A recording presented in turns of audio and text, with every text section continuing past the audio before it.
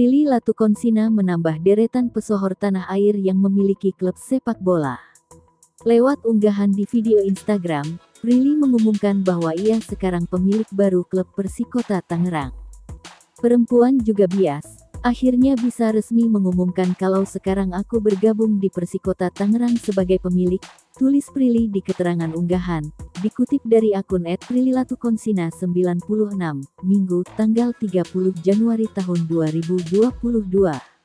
Unggahan tersebut memuat kolase video Prilly dalam keterlibatannya dengan klub tersebut hingga resmi menandatangani kontrak. Aktris berusia 25 tahun itu ingin mempersembahkan yang terbaik agar Persikota bisa bangkit ke masa kejayaannya lagi. Aku akan memberikan yang terbaik agar Persikota bisa bangkit ke masa kejayaannya, tulis Prilly.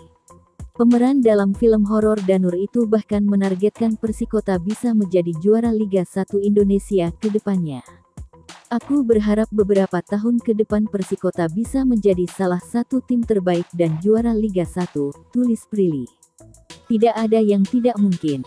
Semangat semuanya, lanjutnya.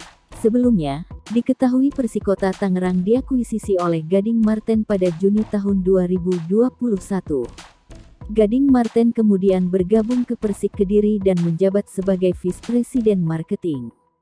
Nantinya, di Liga 1, klub Persikota Tangerang akan bersaing dengan Rans Cilegon milik Raffi Ahmad.